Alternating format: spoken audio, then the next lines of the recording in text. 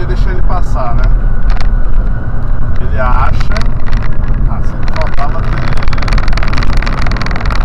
Ele acha que ele anda mais. Aí eu deixei ele passar só pra ele ver o tamanho da Benga.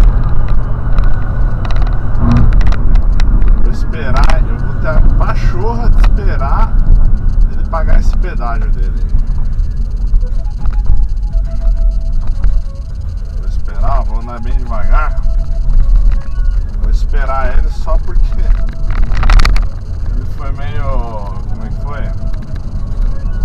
Parou o caminhão, parou o trânsito, aí ele veio junto, aí eu esperei ele passar, né? Pra ligar a câmera. Vou devagarzinho aqui, eu vou esperar ele chegar. Espero que ele não demore muito. Que ele não desista também.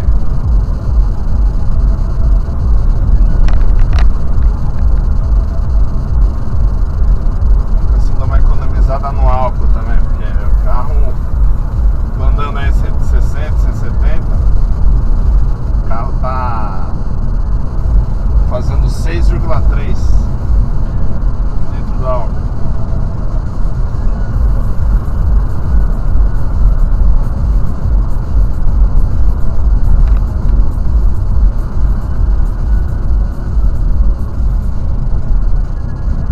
Esperar mais um pouco. Se ele vai vir ou não.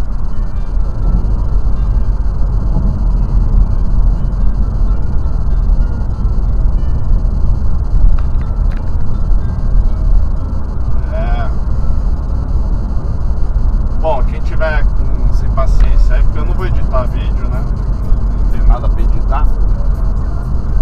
A hora que eu levantar a mão, então você adianta o vídeo aí, a hora que eu levantar a mão é porque ele vai estar aqui perto. Você vê um carrinho passando, tá vindo aí, ó.